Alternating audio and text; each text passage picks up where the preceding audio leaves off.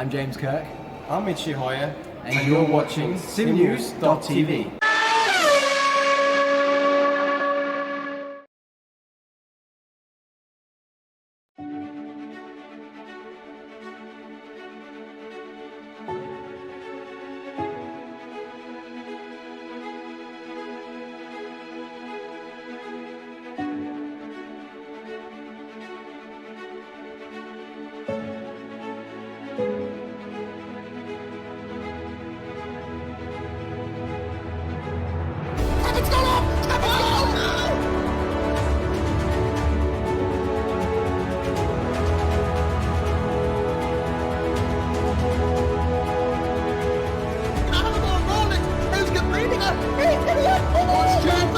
Past them both on the wet part of the racetrack.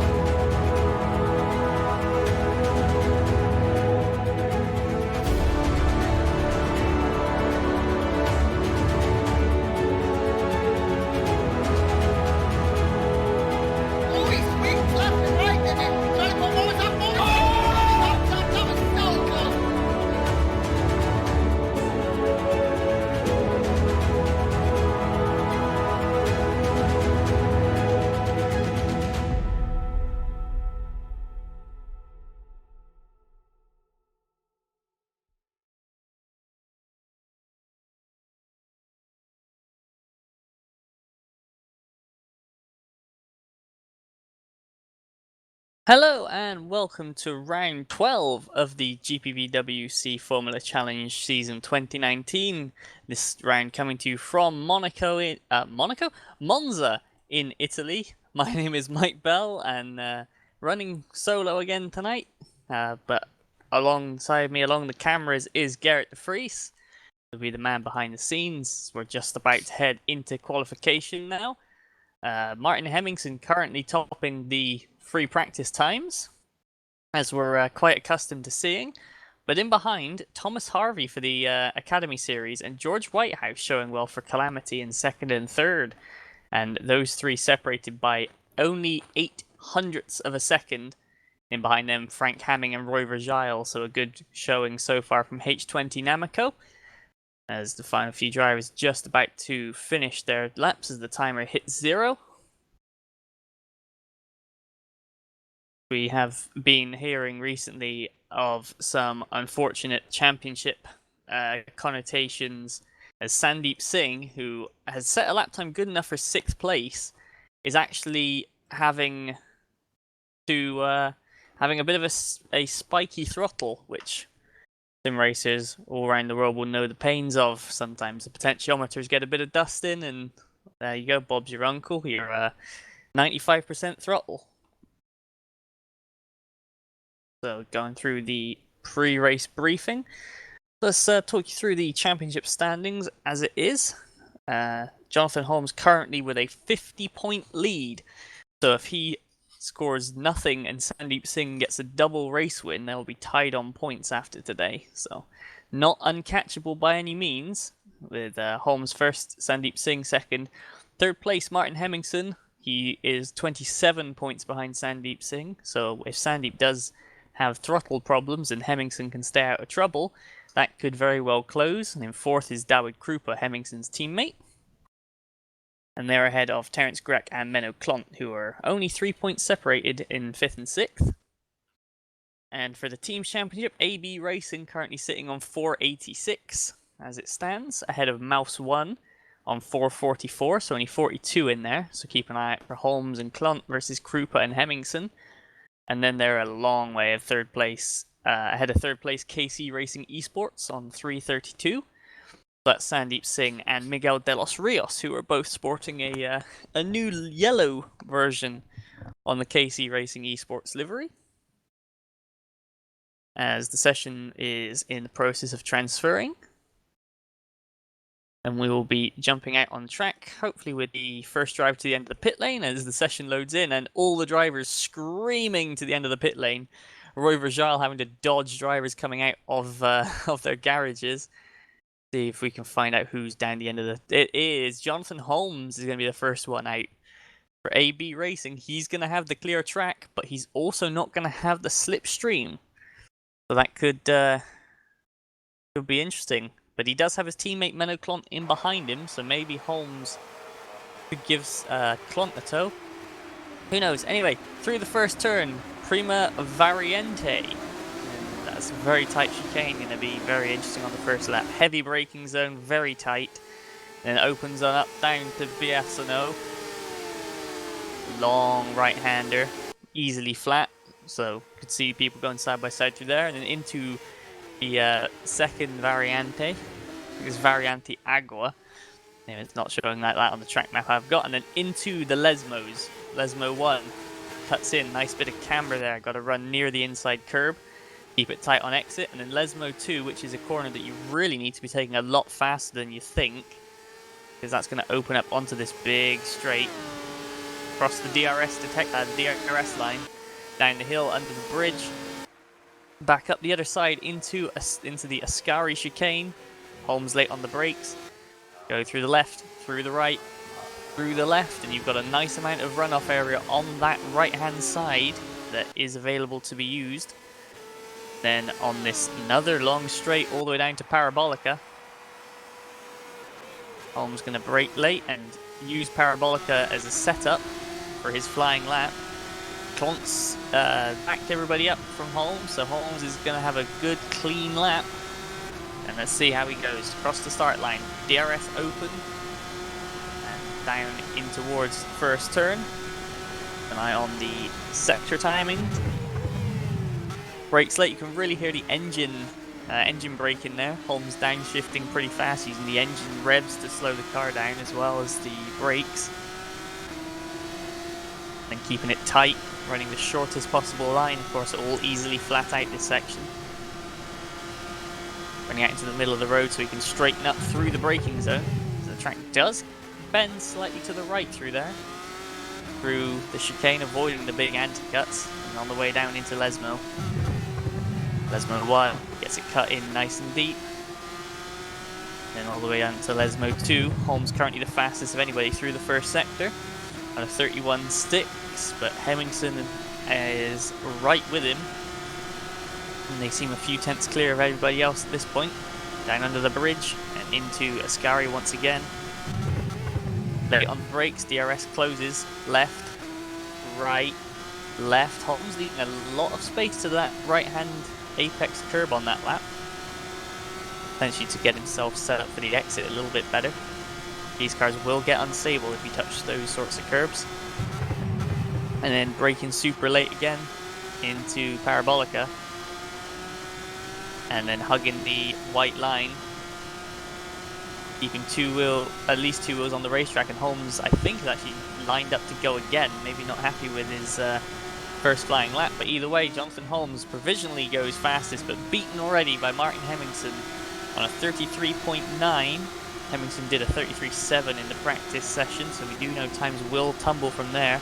Daniel Hurlock goes in between them for Santon. Tom Voss also up there for TSA, racing with Apex, just ahead of the second TSA car, Terence Grek, on his first lap. But Grek seems to have either had a bit of a slipstream from or has been slightly held up by Francesco Ginale. So, of course, traffic is going to play a really interesting factor here. You're going to want a slipstream in about 3 different places on this lap if you can get it. But you're also not going to want to be held up by any car that's potentially slower. So, traffic, and you can see, if you jump back with Greg, look at how much faster he is than Ginale. And then he's also got one of the Santons, which I think is Hurlock. Yes, it is Hurlock, right in behind as well. So Hurlock's now being held up as well. And a small mistake from Greg, and that's ruined Hurlock's lap too. So, base coming at a premium out there. There is 32 cars out on the track. And it's only, 1 minute 33, so about an average of 3.1 seconds between each car. It's just seen David Yunt making a bit of a mess of Ascari. Jonathan Holmes currently up on his lap by quite a bit. Did a purple sector 1, green sector 2, and he's going to pull it down the pit lane. Just going for a 1-lap run, and that's Sandeep Singh in the barrier. Currently 6th in the session, but Sandeep Singh in the wall. That car doesn't look too badly damaged, so he's probably going to get that back to the pit lane and have another crack with a new front wing. But it's not going to be what Sandeep's wanting, especially with a potentially slippy throttle. Thomas Harvey gets a big wiggle out of Vesmo too. He's currently down on his lap time, but that mistake will not have helped. Ooh, Tom Voss has jumped up into third for TSA. That's a good lap in there from Tom. 34.1, so still a quarter of a second off Hemmingson, but evidently showing there's plenty of time to gain out there. Somebody else jumping up. I think that was Frank Hamming jumping up into 5th. Yes, indeed it was for H20 Namco. We're used to seeing him up at the front over the course of the middle of part of the season. As we come into the end game, he could definitely be a driver to play a big part in the deciding results for the teams and drivers' championship. So keep an eye out for Hamming. He himself racing for H20 Namco, who are a little ways down in the teams championship. They are up to 5th now, but they're nearly 100 points behind the next competitor.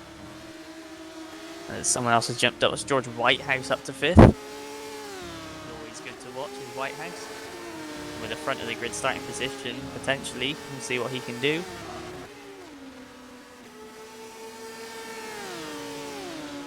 Currently nobody really improving on their lap up, other than the driver currently in 26th place, Francesco Gianale. He stayed out for a long first run in qualifying. He goes across the line up into 24th position for Gianale. So the drive game seat driver looking for a bit more time on the table. He is only 1.3 seconds off, and he's down in 24th. So this is a very tight field, as you can see. Thomas Harvey in 7th for the Academy Series team. He's on another improvement through Sector 1. His Sector 2 isn't bad, so it could potentially lead to an improvement from Harvey as he runs down under the bridge all the way down to Parabolica. Late on the brakes, but you can see on the run down to Parabolica he's still got a bit left for 6th gear, so he's clearly set up to run in a draft, which could be interesting as Harvey into the pit lane. Seen it on numerous occasions actually this year. People, and Sandeep Singh has been the real purveyor of it, is he gears himself to run alone, but then that can also hold him back when he's in a battle. But if he gets some clear track, he can just motor along. We hop on board with him now. He's actually running higher through the rev range on the way up to Parabolica than almost anybody else, so I would wager he's done that again. Of course, this track being Monza, pretty much everyone is going to be running quite low on the downforce. And indeed the top speed's picking this up, everybody around 299 up to about 300 for slipstream, 304 or so. And Singh goes across the line in 9th to start another lap. As we have a purple sector coming out, Martin Hemmingson, green in Sector 1, purple in Sector 2. Holmes jumps up to 3rd, but Hemmingson looking to increase his lead on pole position, and he does so. 33.606 or 607. So I say the race view and the game saying different things there. So a 3/10 improvement from Martin Hemmingson opens up a bit of a gap to the new second place man Terence Breck. So Breck throwing his hat up there. Other drivers are on an improvement as well. Alexander Ragosa jumps up to 8th, Roy Virgile up to 6th respectively. And we've had, who's that that's just jumped up? Daniel Hurlock back up into 3rd. So Hurlock pips Holmes by 5 thousandths for 2nd and 3rd. Sorry, 3rd and 4th. Moving and shaking in the midfield as somebody's jumped. I think that was Rodrigo Carvalho up to 11th. So you can see Hemmingson's 3/10 clear of anybody else, but from Grech to Miguel de los Rios, so that's 2nd to 16th is 4/10 of a second. So it's crazy close in this midfield. Just one lucky draft could help you out so much. And that's all it really takes around Monza sometimes, is a bit of luck, as Sandeep Singh jumps up into 5th. However, none of his sectors were even green, so that says to me that Singh has plenty more to come. And he's got 5 minutes and 10 seconds left, so that's a good 2-lap run for everybody else. As Hemmingson dives into the pit, followed by one of the ABs. I would imagine that's Clont, Koenig in as well, so lots of drivers choosing now to go in, put a little splash of fuel in and a new set of tyres, and then get back out on the track and aim for a buzzer beater. As we have Paweł Andrzejewski down in 19th, he's on an improving lap as well. The PLS driver, and he pulls into the pits. Okay, interesting. So a lot of drivers improving, but feeling the need to go back in for a top up of fuel or a new set of tyres. Frank Hamming, by the way, down in 13th, has just set a purple middle sector, and that looks like a very clear track he has in front of him. So Frank Hamming, not the best sector 1, but an absolute monster of a sector 2. So Hamming definitely has the pace to jump up the leaderboard. Currently 2 thousandths behind the car ahead of him, as there's somebody spun in the pit lane. That could be David Yunt for Calamity, as Hamming stays in 13th despite that absolute monster of a middle sector. As George Whitehouse and Sandeep Singh back to back. So I think Singh would have given Whitehouse a toe to that lap, staying up to second, and then Whitehouse instantly deposing him. So we have a new front row. Thomas Harvey jumps up to 4th, so times are dropping now. Harvey beating Jonathan Holmes on for that second row by 1/1000th of a second only. That's how close the gaps are here in the Formula Challenge today. Frank Hamming back to in 14th. He's setting green sectors through the first sector, so this could be Hamming's chance. We know he can do an absolute monster of a second sector, so he could throw his hat into pole position contention just as long as he pulls it out again. You can see brakes late. Oh, and he's overshot Ascari pretty chronically. In fact, he's lost his front wing somewhere, so Frank Hamming's going to be on his way back to the pit lane anyway. Not quite session over, he'll probably get another lap in, but it's going to be a push. Looking back up to the top of the timesheets, we have Herman Stocci jumping up into 4th, the driver who really impressed at Spa, came second in the opening race there. He was having a bit of a quiet session, but up to 4th. Still time to improve.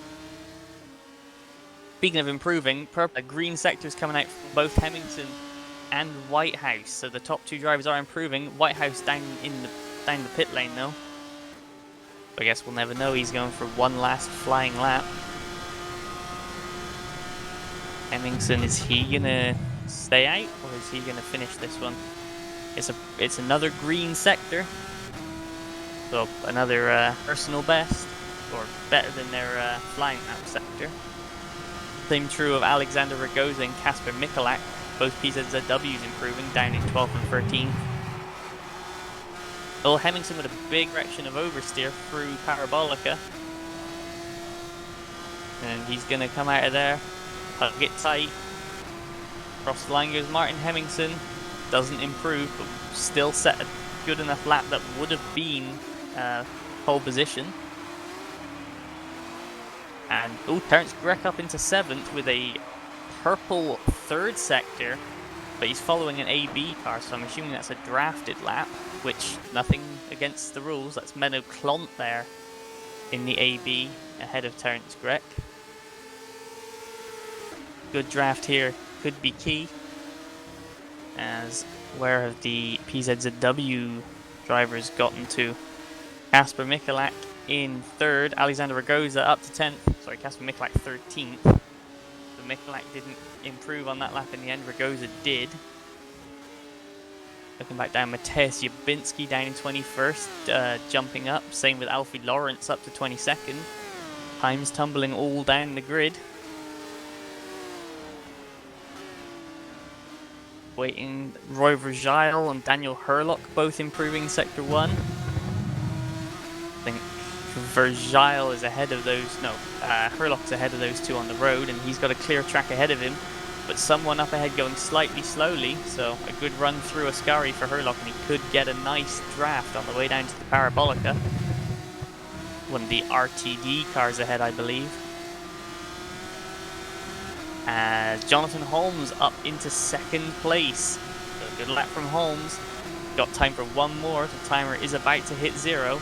Hemmingson be, I don't know, it's not a new personal best from Hemmingson, but it was a new purple third sector as Herlock's run wide. Herlock's lost it, that's the lap gone.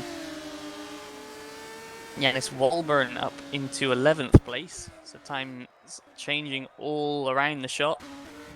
George Whitehouse improving. Alexander Ragoza goes 4th, so good lap from the PZZW driver. Singh and Stocci both in the pit, so that's their session over. We look now, Holmes with a poor first sector, 2 seconds almost off the pace. So he's not going to be improving. Whitehouse with a green first sector. Coming up towards Ascari now, DRS wide open for Whitehouse. And Dawid Krupa, oh, as Whitehouse makes a mistake, Dawid Krupa up to pole position. So a Mouse 1 front row lockout as it stands. So that's good for them in the championship. We do have a few drivers still out there. Yannis Walburn is one, Terence Grech is another. As Grech still being towed around by Menno Klont. Grech not such a hot sector 2, same with Walburn just behind him on the road. Francesco Gianale up to 13th. Sorry, 14th. Tom Voss in 13th. So I think it's just now Grech and Walburn looks like he's abandoned that lap, but a new lap comes in. Frank Hamming up to 6th. Another purple sector 3 coming out from the H20 Namco driver.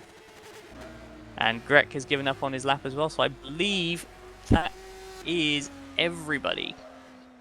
So we can confirm, well, pole position was taken by Dawid Krupa. Unfortunately, he is on the receiving end of a slightly controversial grid penalty. So we'll have to see if he's appealed that or not come grid setting time. But Krupa on pole with his teammate Martin Hemmingson alongside. And then on row 2, championship leader Jonathan Holmes and George Whitehouse. We'll have to see what he can do as truly the cat amongst the pigeons up there. Alexander Ragoza returning to his somewhat traditional early season 3rd row, and he's going to be joined by Frank Hamming, with Sandeep Singh, Herman Stocci, Thomas Harvey, and Terence Grech rounding out the top 10.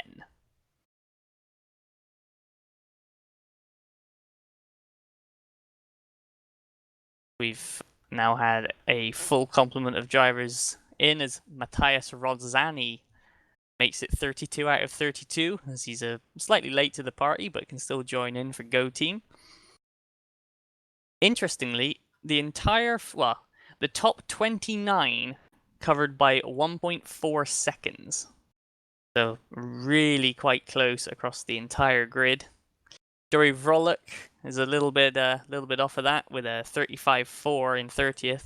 David Yunt and Matthias Ranzani with no time to round out the back of the field, as we are going to throw it to a quick video and we will be back the other side of it with the first race.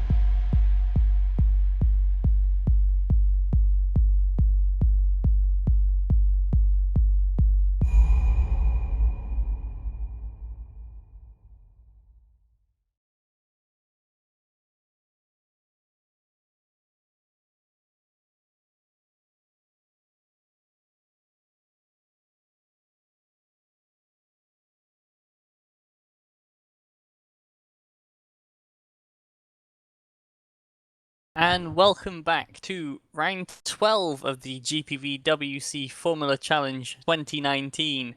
We're back as we've just seen from Monza, Autodromo Nazionale Monza in Italy. The 5.8 kilometer near enough circuit plays host to this round of the Formula Challenge.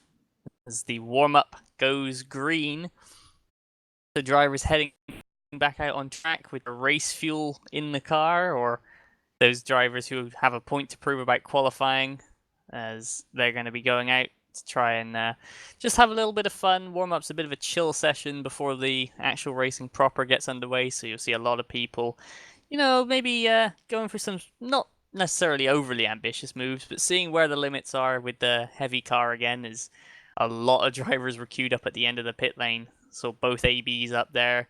Holmes and Hemmingson already battling away, Clont leading the pack. So it's a nice session. Just chill, get back out there on race fuel, hit your marks, and then just be prepared for the race. Get yourself in the right mindset. Maybe have a quick minute just to compose yourself, and get back underway. Of course, this is Monza, so slipstreaming is going to be really key in the race. You're basically going to want to be right on the tail of the leader all the way until the final lap, and then just pass on the run out of the final turn. Is a strategy a lot of people will, I'm guessing, try and use. Not impossible to break away, but with how close this grid is, it's going to be very difficult. In fact, with the Formula Challenge grid basically covered by 1.4 seconds, it really does make me look forward to the higher tiers of the career ladder, the Super Cup, the Super League Lights, and the Super League, where especially in the Super League and the Super League Lights, the entire grid mostly is within about a second to 9/10 anyway. Oh, as that's Martin Hemmingson there.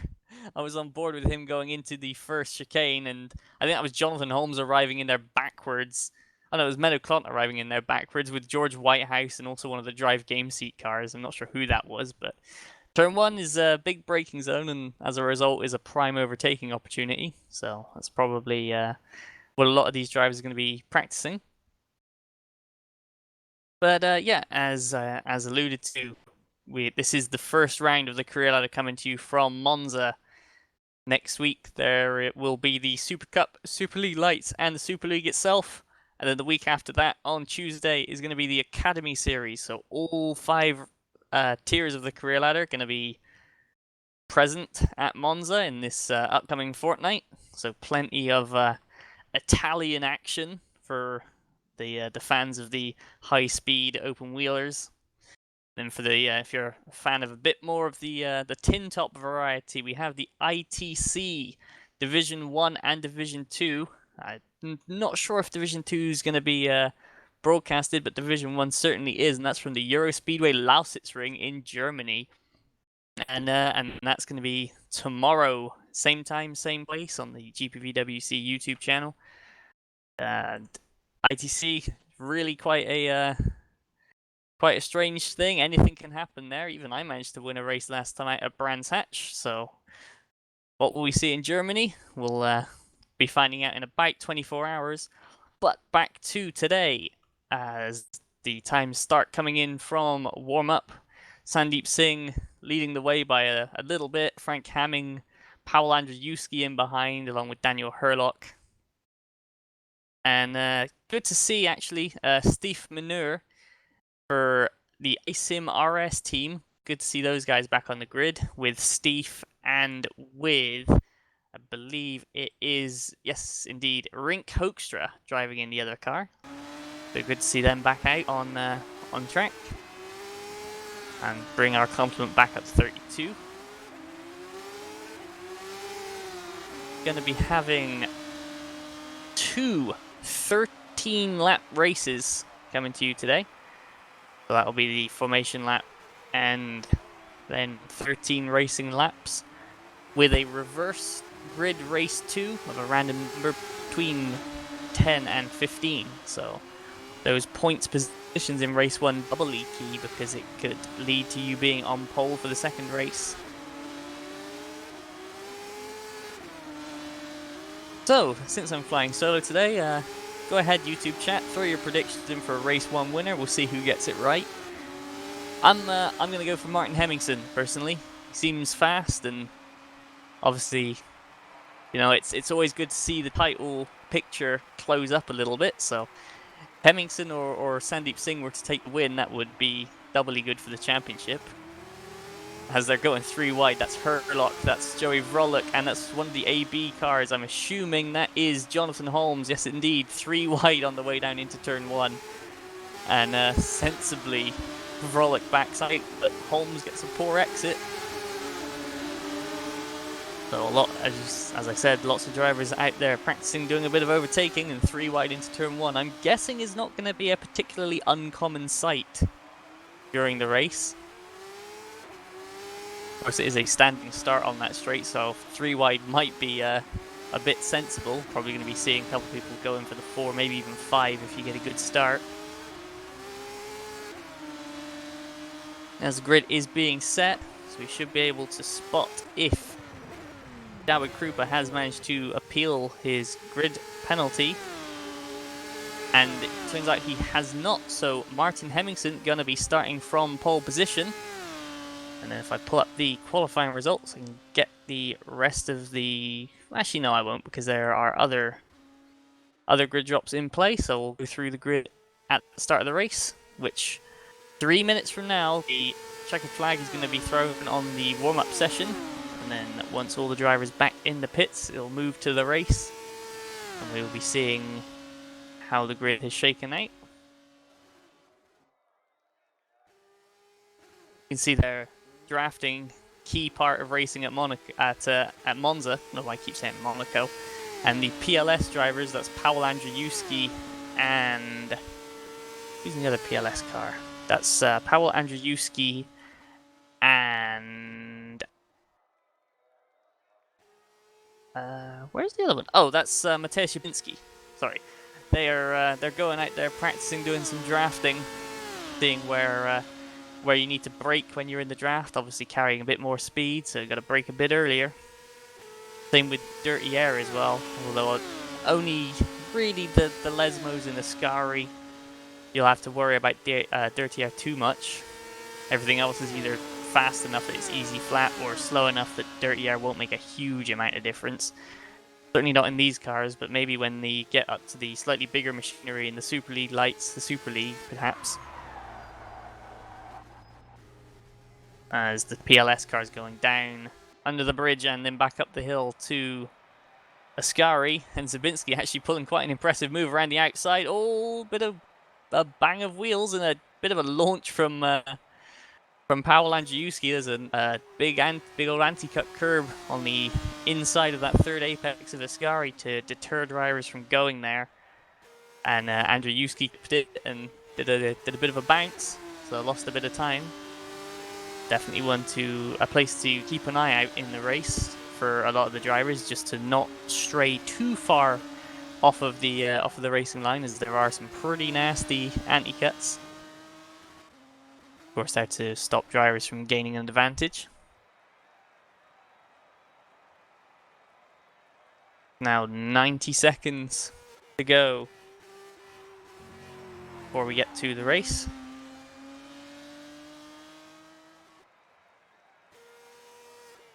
And 90 seconds left in the session. Martin Hemmingsen still is jumped to the top of the timesheets. Sandeep Singh second ahead of Frank Hamming, and Jonathan Holmes, championship leader, fourth fastest in this session. Of course, Monza, very much a pack racing track. You can gain so much in the slipstream, so as long as you can hold on to the car in front and stay within about 6/10, they'll just drag you along up to their pace anyway. Really a track where anybody can do well, just need a spot of good fortune to be in the right place at the right time.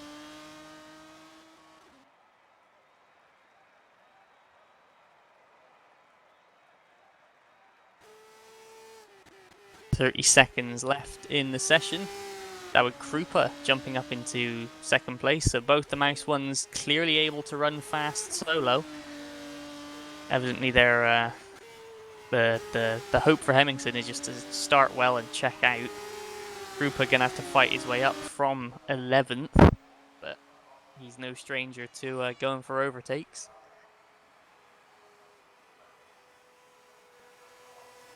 And also, if you have a teammate or a good buddy running close with you, that's always going to be helpful at Monza.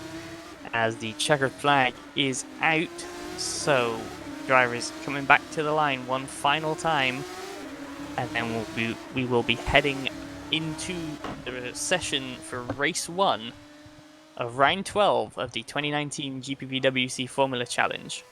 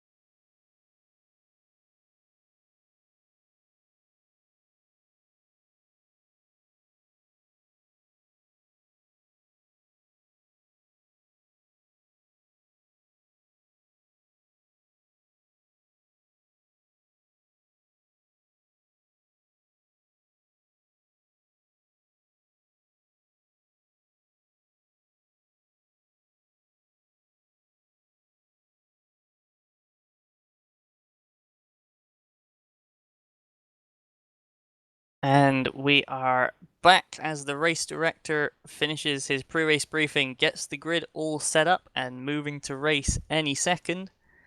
So we await the famous all non-essential personnel leave the grid now call from the R Factor man, and then race 1 will be underway after a formation lap.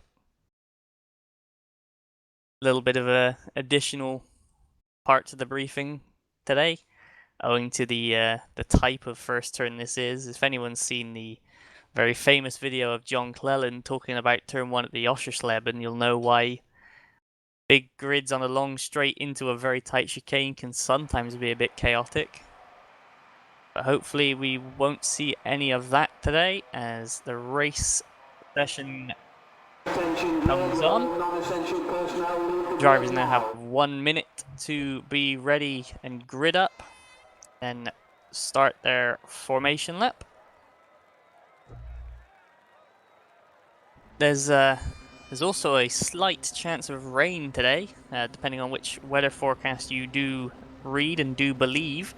Some say it's going to be bright all the time. Others say that there's storms coming, so potentially if the storm gets a little bit quicker, we could be seeing it certainly for the second race. But you know, the weather forecast is always wrong.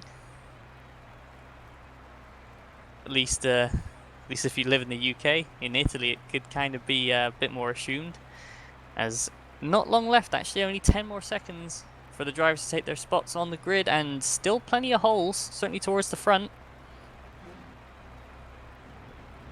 As there's a little bit of pre-race banter going on between the drivers, and Thomas Harvey has missed the grid, actually. That's the driver in 8th place, so that's pretty big. But leading the grid away on pole position for Mouse 1 is Martin Hemmingson.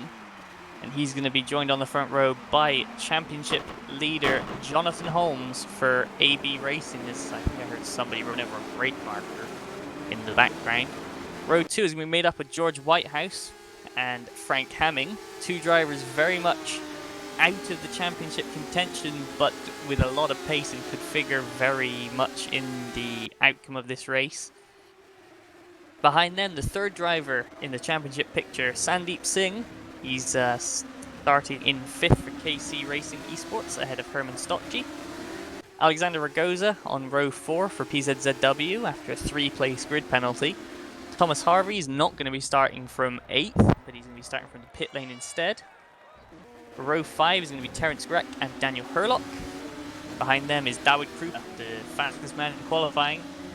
We'll see how he fares having to get up through the grid. Roy Vergile joining him on row 6. Ahead of them, or behind them actually, Tom Voss, the team boss of H20 Namco, driving for TSA Racing with Apex, starting right behind his drivers. And Kasper Michalak starting 14th for PZZW, ahead of Philip Koenig rounding out the top 15 and the points paying positions. Behind him, Miguel de los Rios, and Paweł Andrzejewski, Tony Jansen, Janis Wolburn and Steve Manure rounding out the top 20. Joseph Fag 21st ahead of Matej Binsky, Alfie Lawrenson, Wout Damon, Rodrigo Carvalho round out the top 25. Then Menno Klont all the way down in 26th, so that could be big for the Teams Championship picture for AB Racing. Ahead of Rink Hoekstra, David Janssen 28th ahead of Paul Holt. Joey Vrolik has decided to start from the end of the pit lane, as has Francesco Gianale. And that will be the 31 strong grid, 28 of them starting on the track, 3 from the pit lane. And a long run down to turn 1 awaits, as Martin Hemmingsen doing his final burnouts. Final little riding the brakes just to get some heat in those tyres, heat in the brakes. Of course, heavy braking coming up, you want plenty of brake heat. Got a bit of time waiting to sit on the grid, but he's done a good job of backing the field up, as Kasper Michalak in 14th has overshot his grid box slightly. Gonna want to get back into there before the start of the race. As the final few cars coming around to line up, Paul Holt going to be the last car on the grid to line up, and sure enough he does. So looking back to the front, 1 light, 2, 3, 4, 5, revs rise, and away they go, and a good start from Hemmingsen. He's pulled it away. Holmes slots in second, and Sandeep Singh with a good start from 5th. He's trying to find his way through the middle up into 3rd. Hammings outstarted Whitehouse and on the inside. And it's going to be Hemmingsen leading into the first turn ahead of Holmes. Hemming and Whitehouse still side by side, neither of them giving an inch. Singh still 5th ahead of Stocci, Rugoza, Gret, Krupa and Herlock round out the top 10, so a good start from Krupa. Hamming finally pulls ahead of George Whitehouse into 3rd, but Whitehouse already looking back at getting back through, and that's Terence Gret looking left, looking right on the back of Herman Stocci, who's just been passed by Rugoza, so all action up at the front. Down towards the back, everybody's made it through the first chicane cleanly, which we do like to see, as Paul Holt as is being held up there. Paul Holt down already to 28th. Joseph Fag just going past. Also through goes Janale at the back. Back to the front, Hemmingsen leading from Holmes. Hamming, Whitehouse and Singh, as everybody's running in about equidistant up until 7th place Herman Stocci with a tiny gap, but he's not out of slipstream range yet, so nothing to worry about. As through Ascari for the first time, hopefully everybody stays off those curbs. As Philip Koenig actually clips on, as Kasper Michalak runs very wide on exit. That's going to allow Koenig through, but that's the first gap in the pack. The top 11 are clear of slipstream. Michalak now having to defend off Andrzejewski, and up the inside goes Powell up into 13th place. Michalak looking to get back at him. Tom Voss has fallen back to 15th off the start, but he's there as well. Steve Manure with a good start, up 4 places, and here we go. Down to the chicane for the first time. Up at the front, Whitehouse defends off of Singh. Stocci defending from Grek. Grek trying to go around the outside, and a pass for 10th. That's Vergile. Banging wheels with Daniel Herlock. Herlock runs wide into the gravel. Through goes Vergile. Here comes Koenig. Been a while since we've seen Philip Koenig running this well. Good to see the RTD driver returning to some form. And Koenig trying to go around the outside of Herlock, but Herlock with the slipstream and the inside line pulls ahead. Herlock now attacking back, and and Herlock's lost it over the anti-cut. He's going to save the spin. He's going to have to drove out around the cone. He's going to need to be careful where he rejoins back down in 20th place behind Menno Klont. Klont with a good start, but that's not what Daniel Herlock would need, as he's now got a mountain to climb to get back up into the points. Meanwhile, up at the front, Hemmingsen starting to pull away from Jonathan Holmes. The gap about 0.6 of a second, so Holmes is just going to be on the very end of that slipstream. He's going to need it, because I think if Hemmingsen gets away, it could be game over. But Jonathan Holmes has Frank Hamming all over him from behind. They're starting to gap Sandeep Singh and George Whitehouse a little bit, as just behind them, for 6th place, Rugoza is under attack from Herman Stocci. Stocci looks to the inside, thinks better of it. And a big tank slapper from Rugoza on the way into Parabolica. He's going to save it from the gravel trap, but he's going to go way out onto the runoff. Through goes Grek, through goes Krupa. David Krupa up to 8th, and David Krupa with a big run on Terence Grek already.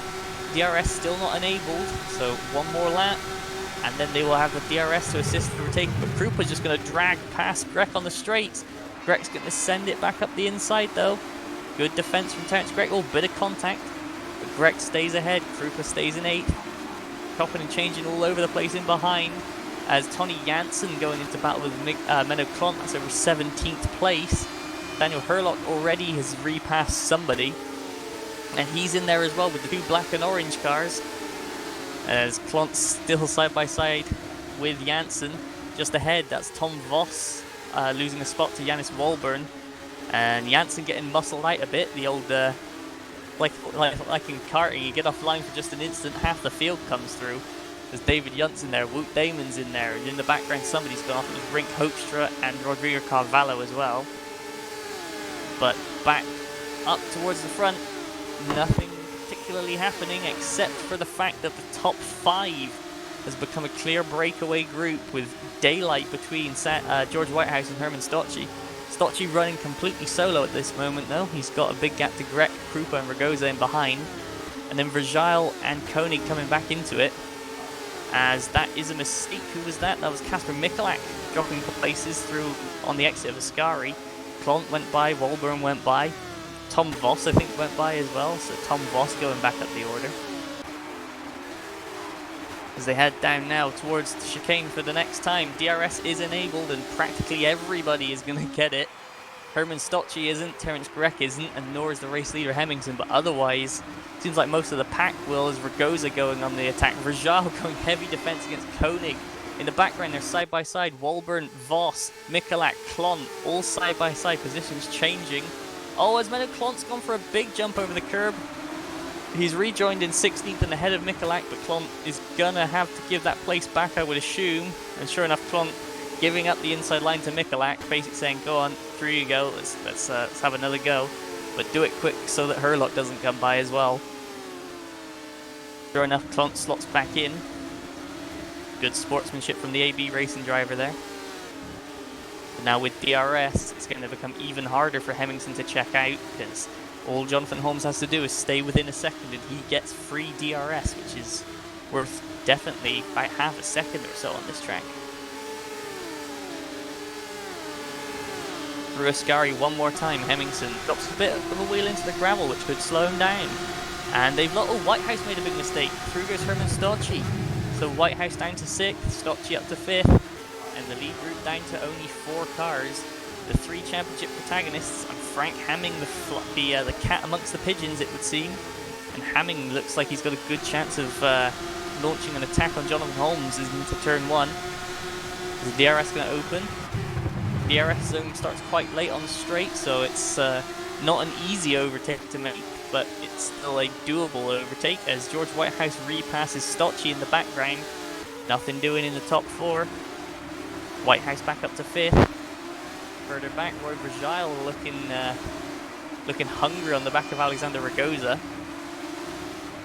Philip Koenig in there as well with Andrzejewski.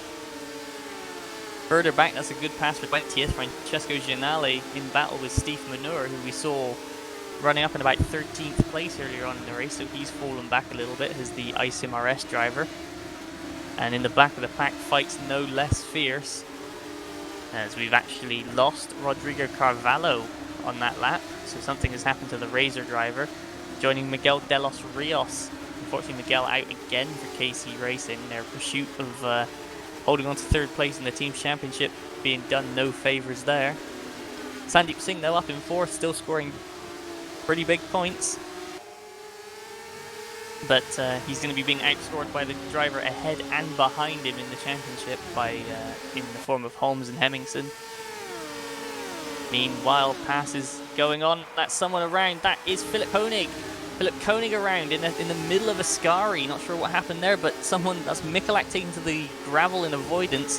Through comes Daniel Herlock on his recovery drive. Herlock up to 16th. Philip Koenig thrown away a good position there by going around. He's just in behind. Menno Klont disposes of Koenig's teammate Wout Damon. The Klont up to 18th from 27th or wherever it was that he started. It was quite a ways back. but not far off points now, as up ahead that is Stocci going into 5th in turn 1, passing George Whitehouse. So Herman Stocci takes the top 5 position. Passes galore going on through the back end of the points positions, as Zabinski and Walburn still side by side. That's for 12th. Someone else made a pass just up ahead. I'm not sure who it was, but Zabinski through past Yanis Walburn. It's both the PLS cars now, 11th and 12th, both up in good points, but Zabinski makes a mistake through Variante Agua. Walburn back up the inside into Lesmo 1. Good move of opportunity from Walburn, but he's going to run deep. That's going to give Zabinski the inside for Lesmo 2. And Zabinski breaks late, makes the pass, but he's going to leave himself vulnerable on the run down the hill. Walburn's already out alongside. They're both going to get DRS. No, Walburn doesn't get DRS, but Walburn just with the straight line speed and the run just able to grunt past. So Walburn back to 12th, Zabinski 13th, and Tom Voss right with them for TSA in 14th. A quick look back ahead, it looks like the top 4 starting to spread out a bit, so I think that battle is over for the time being. Meanwhile, in behind, the next 4 are starting to close up as Whitehouse dips a wheel onto the AstroTurf. That's going to slow him down the straight. Stocci's going to be there, Grek's there as well, Krupa's charging, and he's caught the back of these guys. All of them going to have DRS, but I think too far away to make a move into turn 1. Ragoza and Virgile in behind. There's 2 drivers who love an overtake. They're battling each other for 9th and 10th in a pretty lonely affair. Andrzejewski's still 11th, and Walburn now under heavy attack. Zabinski looking to the outside of the first turn. If he can hold it there, he's going to be on the inside, but he's going to be run wide by Walburn. And in fact, Tom Voss is going to get given an opportunity here. Voss to the outside. So he's going to be in the wrong part of the track, but if he can hold it there, it's just up the road actually. That is Grek being passed by Krupa, so Krupa charging. He's up to 7th already, and with 2 more in his sights, I don't think we've seen the end of Darragh Krupa's ascension up the field. But back to the battle for 12th. Zabinski holds off Tom Voss, setting back off after Yanis Walburn. Oh, as we say that, Sandeep Singh. Sandeep Singh off the track. He's back to 6th already, and he's going very slowly. Either that's a throttle pedal messing up, or he's made a mistake, but Darragh Krupa right with him. Krupa up the inside into Ascari. Sandeep Singh no front wing on that KC Racing Esports car. So he's going to have to take a trip to the pit lane, but for the time being, he's in the way of Terence Grek, who gets severely held up. Ragoza is now there. Roy Virgile's now there. So Grek, unfortunate timing for him, but Singh still on the inside. And there we go, Sandeep Singh easing off, and ooh, that's unfortunate for Virgile having to go the long way round, but Singh heading for the pit lane, and that's going to completely kill his chances of points in race 1. And it's going to mean he's going to be starting all the way down the grid in race 2. So KC Racing, this isn't their event, as Andrzejewski goes by, as will almost everybody else. So the lead group now down to 3, as Hamming starting to close back in on Jonathan Holmes, who has critically lost DRS from Martin Hemmingson. So the gap over a second, less than a second between Holmes and Hamming. So Hamming has the DRS and the slipstream. That could get a bit hot under the collar for Jonathan Holmes. Meanwhile, in behind, Whitehouse still running 4th out of Stocci and Krupa. But Grek, Ragoza breaks late, nearly went to the back of Grek, managed to avoid him, has to go around the slowdown cone, and is going to be under attack for Virgile down the inside into the first Lesmo. Roy Virgile, good move, and he's going to be up to 8th. Grek's in their sights, both are going to have DRS, so I don't think this fight's over yet. Andrzejewski going with well in 10th. Zabinski's up to 11th, he's dispatched Walburn, but Walburn and Voss are now being caught by Michalak and the recovering Daniel Hurlock. Hurlock back into the points in reverse grid contention. That could be interesting in the second race if he gets reversed onto pole. Definitely a driver with top 6 pace, so we'll have to see how that goes if it happens. Meanwhile, through Ascari, Tom Voss all over the back of Yanis Walburn. So I think that could be a potential move that's on. The moves up the road. Ragoza trying to go on the outside of Virgile at the Parabolica. And Ragoza big off the track, does well to save it. He's going to lose a place though. Paweł Andrzejewski up into 9th. So a good run continuing for the PLS driver. And his PLS teammate Zabinski is definitely showing he's got the pace to lead the next group of cars. As down in towards turn 1, Ragoza looking to repass Andrzejewski, but nothing happening. In behind, they're still all status quo, but behind them, 16th place as the battle Menno Clont and Wout Damon side by side, nudging wheels even. Clont trying to go around the outside of turn 1, but he's going to have to go tight. There's an Isim RS car off the track, that's manure, but Clont and Damon still wheel-to-wheel stuff. I would say, bet Menno's going to be enjoying this, but he's going to be wishing it was a bit higher up the field, but Wout Damon gets by into 16th place and then covers the inside line into Variante Agua. So the RTD driver really putting a defensive clinic together here against Menno Clont. Oh, meanwhile, this is big. This is big. There's been a move for the lead. Holmes passes Hemmingson. Now, Hemmingson was clear. That must have been a mistake for Martin Hemmingson, possibly at the second Lesmo. But Martin Hemmingson now under heavy attack from Frank Hamming, and Jonathan Holmes into the lead of the race, coming around to start lap 9. So we've only got 4 laps to go at the conclusion of this. So Hemmingson's got to push now to try and reclaim this race lead. In behind, positions changing all over the place. It's Thomas Harvey up to 19th from the pit lane. That was Kasper Michalak running wide. He's now down to 20th and under pressure. Joey Vrolik going by. David Yunt in the background there, and Philip Koenig recovering, trying to get by as well. But looking back towards the front end of the grid, Hemmingson, I think he might be feeling like he's blown it here. Had DRS broken on Jonathan Holmes, but now needs to make the move on track. And with Frank Hamming there as well, this could get very juicy. Oh, in the background, that was something flying down with Krupa. I don't know where Krupa's out. I think Krupa went out of the circuit. I'm not sure how, but someone was a big sideways on the way in. I think that might have been Whitehouse, but David Krupa out of the race. That is huge. So that's both titled contending teams having one of their drivers. Well, Clont's now up into the points. As all big spin in the background, it's Alfie Lawrenson going around for Go Team. So positions always change. Oh, and they're all 6 of them going into Lesmo 1 together. Harvey, Manor, Vrolik, Michalak running wide. Yunt's in there as well, and Koenig, and Vrolik and Michalak having to do well to save those slides. But Dawid Krupa and Martin Hemmingson both faltering within a lap of each other. As we come on to start lap 10, Holmes leads, Martin Hemmingson second, but he's looking very much more under threat than Frank Hamming, or under threat from Frank Hamming than he is putting Holmes under pressure. As he come down into the first chicane, in behind Grek and Roy Vajal close together. Ragoza and Andrzejewski, they're just by themselves, and then a group 3 in behind. Zabinski, Voss, and Walburn all together. There's still plenty of unfinished battles out on the circuit. Hemmingson breaks late, goes in. So does Hamming. And then Holmes seems to play just a bit on the exits. So Hemmingson, Hamming both going faster in, Holmes getting faster out. As a result, Jonathan Holmes slowly building a gap, and Hemmingson's off again. Oh, this could be costly. DRS zone. They get DRS both, but Hamming has the run. Hamming now has the outside line, but that's the more favourable turning point for Ascari as they bang wheels. Hemmingson going up the inside. He's going to hold it, but they're still side by side. Hamming over the anti-cut. Hamming, they touch. They both go around. Hemmingson saves it. He's going to get on his bike and get motoring, but Hamming drops a place to Whitehouse, drops a place to Stocci.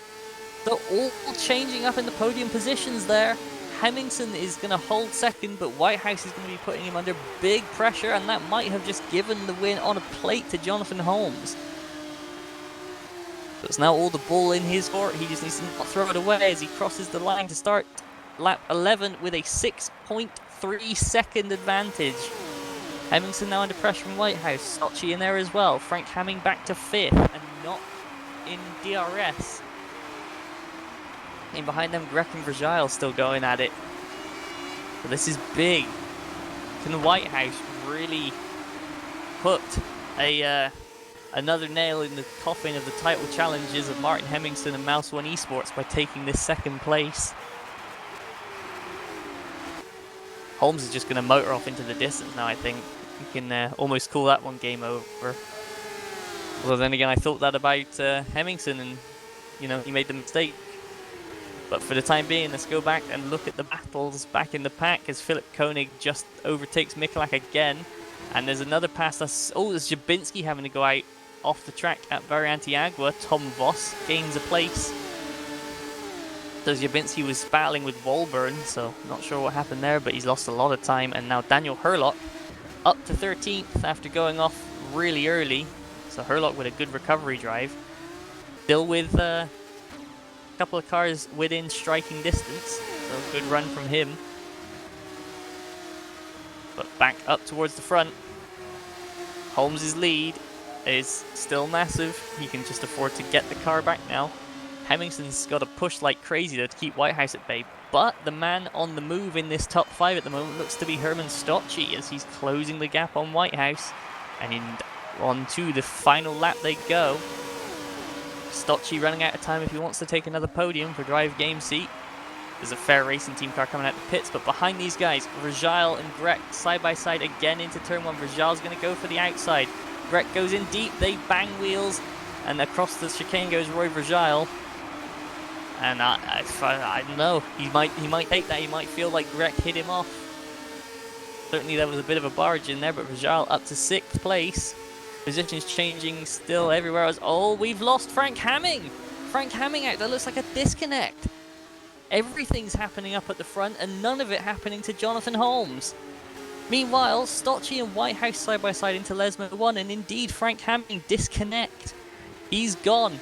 Rajal goes off, Grek goes off. Almost as if there's oil down at Lesmo 1 or something. Ragosa drops a wheel, and around goes the Fair Racing Team car. Of course, there isn't any dropped oil in this sim, but it looks like there would be as Stocci looking to launch a big offensive on Whitehouse, who goes narrow into Ascari, which means Stocci's carrying more speed, which means Stocci's carrying more speed on the exit with a slipstream. We're going to have to look briefly to Jonathan Holmes when he comes out of Parabolica, but Stocci closing. He's going to have to either go up and under or around the outside. He's going to try and go up and under. But Jonathan Holmes crosses the line for AB Racing. He took the opportunity and he won the race. Hemmingson second, and to the line George Whitehouse just holds off Herman Stocci for 3rd and 4th. Roy Rajal in 5th, ahead of Terence Grek. Ragosa in 7th. Andrew Yuski with a great run up into 8th for PLS. Janis Walburn in 9th. Tom Voss with a great top 10 finish. Congratulations, Tom. Daniel Hurlock with a mega recovery up to 11th. Menno Klont as well up to 12th, and they're side by side. That's somebody off. That's Zabinski with no front wing. Steve Manure off the track. Philip Koenig off the track. That's going to give points positions to Wout Damon in 13th. Joey Vrolik, who started from the pit lane. David Young in also a pit lane starter, I believe. In 15th is going to round out the reverse grid candidates, but Zabinski finishes no front wing. Steve Manure 17th. Philip Koenig 18th, ahead of Kasper Mikulak. They must have come together between Zabinski and Mikulak. What a shame. As Dawid Krupa already not very happy. Sandeep Singh is going to finish in 20th despite his pit stop. So an okay starting spot for race 2 to score some points, but that's not going to be what Singh needed. Alfie Lawrence is going to be 21st for Go Team. Francesco Gianali going to be 22nd. Rink Hoekstra is going to be 23rd, ahead of Paul Holt. Thomas Harvey. Frank Hamming is going to be classified 26th, ahead of Tony Janssen. And Joseph Fagg is parked. I'm not sure what's up with him, possibly out of fuel or something, but Joseph Fagg is going to be classified 28th. Dawid Krupa with a big DNF in 29th, ahead of Rodrigo Carvalho, and Miguel de los Rios with a another painful DNF for KC. Their season getting no luckier. But someone who I think can count himself a bit lucky is the race winner today, Jonathan Holmes. It seems like everyone else in that top 5 fell apart except for him. So luck or skill, either way, at the end of the day, how you win, it doesn't really matter. But the win goes to Jonathan Holmes. And we're going to go to a quick commercial break, and we'll be back with you for the reverse grid, and then following that, the second race of the evening.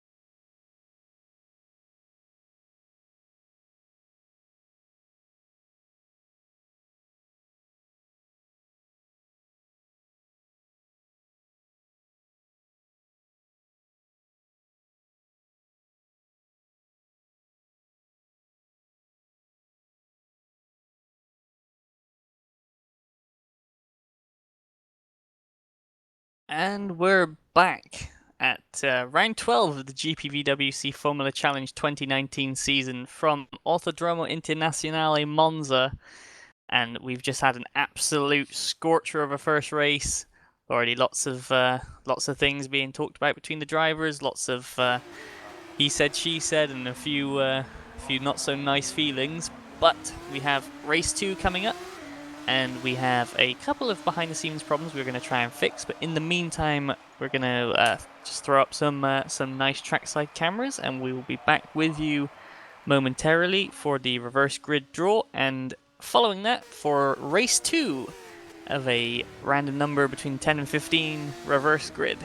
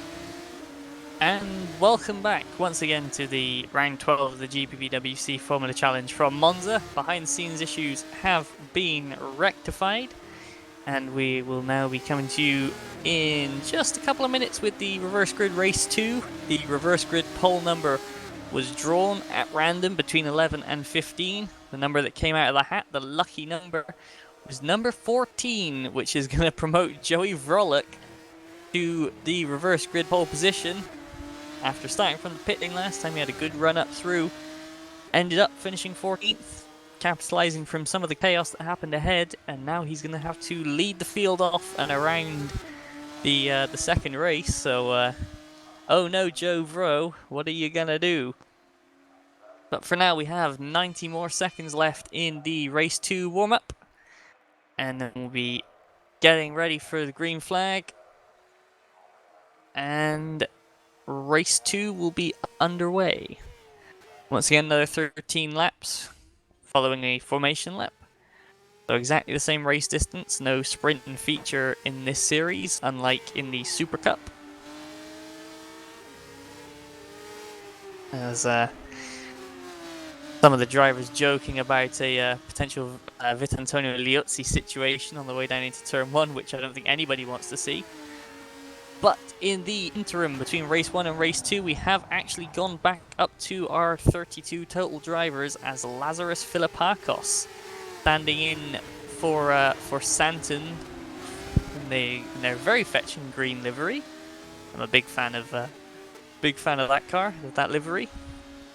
And Lazarus, the Greek, is going to be starting this race 2 from the back, and we'll see how he can progress. But one of the big, I would imagine the biggest beneficiary of this reverse grid is going to be for Daniel Hurlock. I'm just going to look up where he finished. I think it was 11th, but he was someone who was delayed early, fell back. Indeed, he did finish 11th. Fell back, but he certainly had the pace to be top 5, top 6, and now he's going to be starting in about 5th place. So he's definitely going to be my dark horse pick for the win.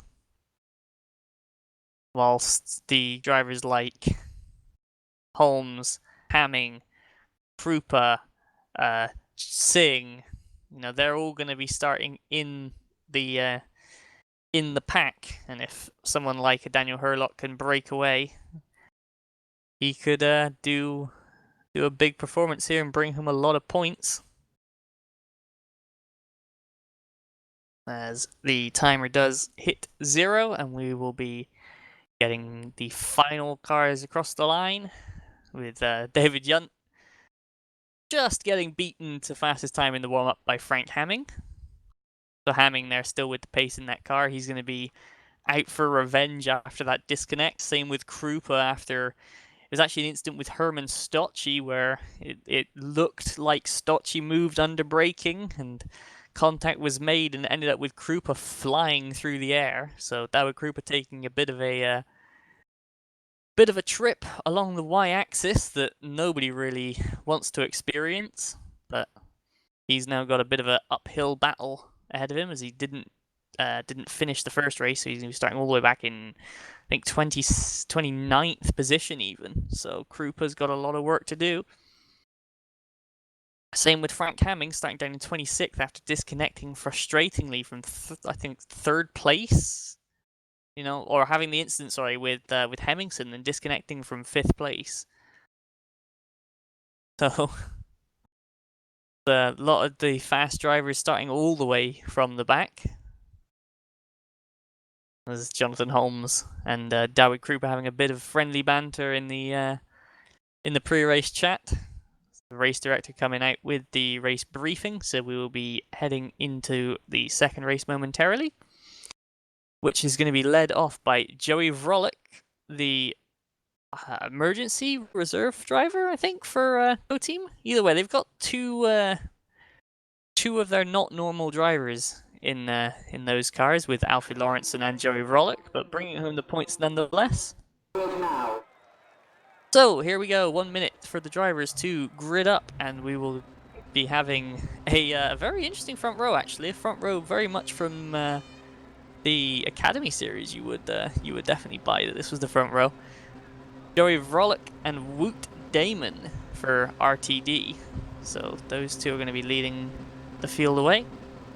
And then, in air quotes, normal service for row 2, with Menno Klont starting up at the front this time for AB. And he's going to be alongside Daniel Herlock. So a very interesting mix in the top 4 there. There's 20 seconds, and we'll see who if anyone chooses to start from the pit lane this time. Still got a few holes in the grid to be filled, less than 10 seconds. Power Landrzejewski makes it to the grid, and I believe that is everybody taking the start from the grid this time. So away we go on the formation lap, led away by Joey Vrolick for Go Team, and behind him is going to be Woot Damon for RTD. Then Menno Klont in 3rd for AB, looking for some big score here to make up for the low score in race 1 for Menno. Behind him is going to be Daniel Herlock for Santon. And Tom Voss looking to convert that top 10 position from race 1 into another in race 2. Janis Walburn for Razor in 6th, ahead of Paweł Landrzejewski, who was very much someone who was a bit understated in that first race, I think, but made his way really well up into 8th place. And behind him, Alexander Ragoza. And then Terence Grech and Roy Vrjal are going to be running out the top 10. In 11th, it's going to be Herman Stocci after his incident with David Krupa in race 1. And George Whitehouse with another strong podium this year for Calamity. He's someone who you've got to be looked at to be, as they say, doing bits, is George Whitehouse. Martin Hemmingson, 13th, ahead of race 1 winner Jonathan Holmes. So that's going to be interesting to see how they fare against each other coming up through the pack. 15th place is the second Calamity of David Yunt, ahead of Mateusz Jabinski. And Steve Manure, Philip Koenig, Kasper Michalak and Sandeep Singh rounding out the top 20. And Singh desperately needing some big points here, as his gap to Hemmingson is going to be about 7 or 8 points now, if that. Behind him, Alfie Lawrenson in 21st, ahead of Francesco Gianale. Rink Hoekstra in 23rd, ahead of Paul Holt. Thomas Harvey from the pit lane last race to 25th. But he and the man in 26th place, Frank Hamming, both had the top 10 pace. So we'll see them coming up through. Tony Janssen in 27th, ahead of Joseph Fagg. David Krupa in 29th, hoping this time he keeps all 4 wheels on the ground. Rodrigo Carvalho in 30th, ahead of Miguel de los Rios, who's going to really need a good performance here. And 32nd place is going to be Lazarus Philippakos, as that's one of the Razors going exceedingly slowly, and Philippakos having to dive out the way to avoid him. I would assume... Who is that? Not going to be Walburn. Ah, it's Carvalho going slowly. My thank you there to cameraman Garrett De Vries, who's on the ball with that. As the final couple of cars now, Lazarus Philippakos for Santon going to be lining up on the grid. And into the box he goes, as De Los Rios angling his car in a more preferred fashion. As the lights are about to come on, here they are, 3 lights, 4, 5, and away they go. Vrolik leads off the start, and it's actually a good launch from Vrolik. Wout Damon bogs down a bit, Klomp with a good start. Who's that? That I believe is Andrew Yusi with a good start, but they're all kind of in there together. Damon's bogged down, he's down to third, they're 3 wide behind. Herlock down a position, and Walburn up the middle. Walburn up into third like it's nothing. Great first chicane from Yannis Walburn, up from like 6th to 3rd. Down in the background, everybody's made it through alright. Philippakos and De Los Rios make it through at the back. Back towards the front, Vrolik leads in 2nd. Walburn's having a go. Yannis Walburn up to 2nd, having a brilliant first sector of the race. If Yannis Walburn can keep this up, no one's going to be able to catch him. Klomp down to 3rd ahead of Damon. Herlock, and they're side by side in the background. That's one of the mouse ones involved. Jonathan Holmes actually under big pressure from Stocci. Whitehouse in there as well. Jabinski ahead of Yunt. But back into the lead. Vrolik leads. Walburn, who's been an unstoppable force in this first half lap, now up to 2nd, and with a clear shot of Vrolik in the race lead.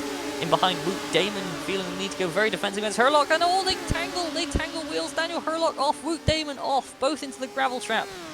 And Herlock's going to go, Herlock back on the track, collects somebody. That was Ragosa. So Alexander Ragosa again getting caught up in someone else's incident. That was a poor rejoin from Herlock. Not sure why they were out there, but either way, that's it for Herlock. Janssen involved, Wout Damon, Rink Hoekstra as well. Joseph Fagg has hit trouble, but someone not hitting trouble, Joey Vrolik, run away as Yannis Walburn's coming to get you. Menno Klontz going along with him. Tom Voss and Terence Grech, the 2 TSAs, are in a bit of a gap, bit of clear air in 4th and 5th, so possibly Voss might allow Grech through. We'll have to see, but the top 3 nose to tail through the first chicane. And in behind, Virgile up into 6th, Andrew Yuski 7th, Hemmingson 8th, Holmes with him in 9th, matching each other pass for pass. Stocci into 10th ahead of Whitehouse. Zibinski's had a good run, he's up to 12th ahead of Yunt, Koenig and Minur up into points again, so a good start for both races from Steve Minur. Oh, and in the background, somebody in the wall, that's Krupa, he's been caught up with someone else again. That's a real shame. David Krupa out the race. The pit lane's a very busy place this lap, as you can see. Janssen and Ragosa wheel spinning away trying to get to the end of the pit lane first. Herlock in there as well, same with Rink Hoekstra. We've lost Joseph Fagg, and we've also lost David Krupa. So unfortunately we're down to 30 already, and David Krupa gone again. That's not going to help his or Mouse One's bids. But in the meantime, Yannis Walburn takes the race lead ahead of Joey Vrolik in 2nd. Also moves going on further behind. Sure who that was as he went through the sector. Mikulak. Oh, Steve Minora's had a problem. He's gone off.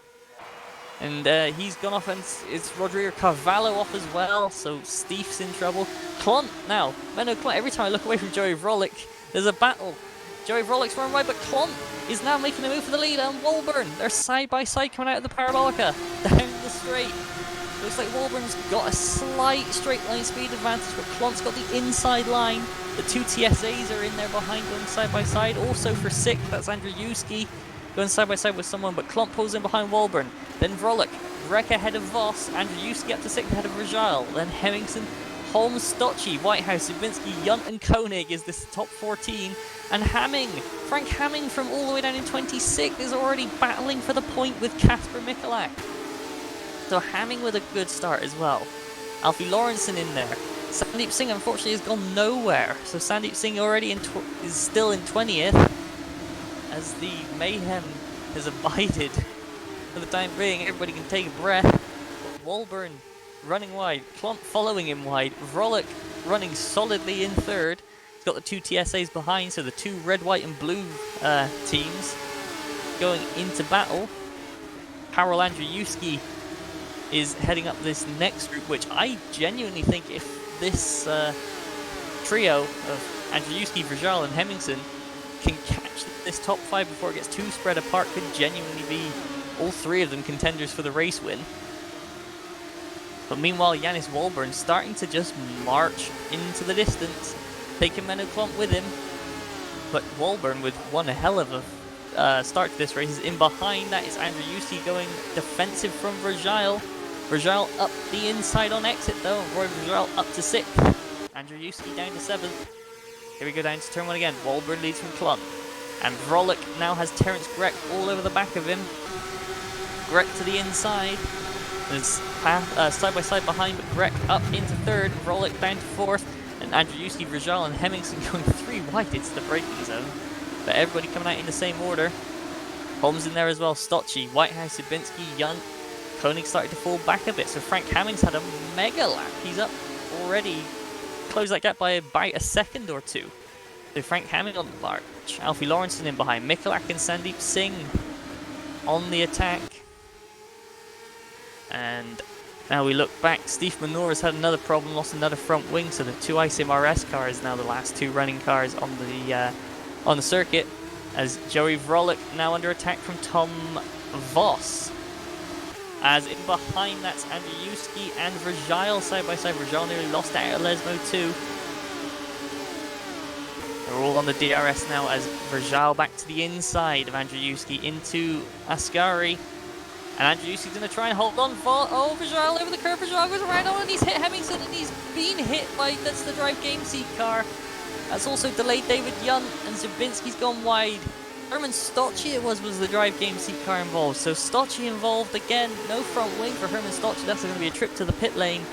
And that, unfortunately, I think is somebody getting a bit too desperate to get a move done. And Roy Vrjal down the inside and then spun around. Unfortunate to get hit, but that's going to put him back to 5th. And oh, that's somebody else off. Oh, that's Herman Stocci off the side. He is out. Herman Stocci parks it. So he is going to be our next retirement. Meanwhile, back going down into turn 1, that's Frank Hamming passing David Yunt. Okay, so Yunt's lost a couple of spots in all of that, but Hamming up from 15th to 12th in 1 lap. So Frank Hamming on the march. We could possibly see him up a bit further before too long. As meanwhile, back in the lead, Janis Wolbern. Oh, he's dipped a wheel though. Klont's going to gain again. Wolbern had just pulled ahead of DRS range, so, but with that mistake of putting back in, I don't think so. Vrolik still in 4th ahead of Voss. Andrzejewski this time ahead of Jonathan Holmes, so Andrzejewski does not get a break. And Hemmingsen, who took a big hit in the Vrjal incident, still running along in 8th, so doesn't look like it's affected him too badly. Still has his wings, at least, so that's a good thing from Hemmingsen. Meanwhile, behind, Frank Hamming now having a look at Philip Koenig, and he's just going to draft around the outside of him. Hamming clear even before the braking zone of Ascari, so Frank Hamming up to 11th. I got a feeling he's not done yet. Zabinski's not far up the road, and everyone up ahead I think is going to get a bit concertinaed soon because of how hard Andrzejewski seems to be defending, as well as how hard Voss and Vrolik are battling. As we're going to come down and finish yet another lap. Wolbern still in the lead, pulling well ahead of Menno Klomp. He must have made a big mistake because Greg's catching him. And then in behind, we have Vrolik under pressure from Voss. Andrzejewski under pressure from Holmes. Vrolik and Voss side by side into turn 1. Tom Voss backs out of it. Jonathan Holmes doesn't know in behind. Holmes up to 6th. Good pass from Jonathan Holmes. Passes Andrzejewski. In behind, that's... Oh, Hamming's down to 13th. He's clearly had an incident. Oh, that's why he's not down to 13th. It was just that David Yunt has slid through the chicane along with Philip Koenig. So 2 guys tangling into the first chicane. Koenig definitely gets the worst of it yet again. So Philip Koenig back outside the points. Can't even count how many times he's done that this year. A really poor run of luck has Koenig. Meanwhile, Paul Holt just up the road has gone off, so David Yunt's looking to get back up in the points. Thomas Harvey from the back of the grid in 14th, he's running well. Sandeep Singh's finally started to pick the places off as he's now on the back of Alfie Lawrenson battling over 12th. But back up to the battle for second. Terence Grech looks like he's just drugged past Meadow Clont on the way to Ascari, and Grech looking visibly a lot quicker than Clont at this point in the race. Meanwhile, in behind, Frolic still under big pressure from Voss, but now the two guys who are used to running the team from behind the scenes, they've now got the championship leader, Jonathan Holmes, right behind as Voss to the inside. Good move from Tom Voss ahead of Joey Vrolic, who's been hung out to dry on the outside. Holmes already has an overlap. Now, who does Tom Voss give a slipstream to? If I were him, I would be pulling over to the left and helping Vrolic as best I can, using him as a buffer. But Voss doesn't do that, and sure enough, Holmes is going to make him pay. Holmes is going to get two of them in one straight. Jonathan Holmes to the inside. Voss going to try and hang on, but it's not going to happen. Vrolic's going to try and cut underneath. Holmes goes 2 places up into 4th, and the battle continues between Voss and Vrolic, this time with Andrzejewski right in behind. Hemmingson's there as well, and George Whitehouse up in 9th is with it, making it all action. There's another huge pack just in behind, or slightly spread out pack, should I say. Oh, there's someone making a move. Joey Vrolic on Tom Voss into Varianti-Agua. They're side by side on the way out. They bang wheels, and Andrzejewski's being held up everywhere. They're almost 4 wide going into Lesmo 1. Andrzejewski goes around. Looked like he just tagged the back of Vrolic, and around he went, and the rear end unloaded. Andrzejewski out in the gravel trap. That is unfortunate for him. Hamming's also lost some places. Andrzejewski looking for a rejoin, and oh, Sandeep Singh has also dropped back. So Sandeep possibly and Frank Hamming getting together. Either way it happened, Whitehouse now looking for a pass and gets it on Joey Vrolic. Vrolic down to 8th. And Martin Hemmingson through all that, he's up to 6th. Tom Voss comes out of that in 5th place, so he comes out exactly where he went into it.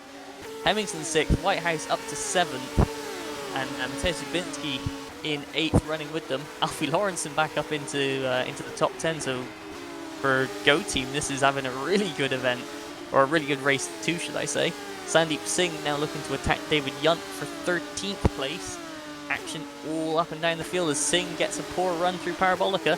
This could give Paul Holt for Fair Racing Team, a man that we really haven't talked about much all season, is Paul Holt. He's just been consistently up, down towards the midfield, but this time he's in the points as Singh looking to go past David Yunt.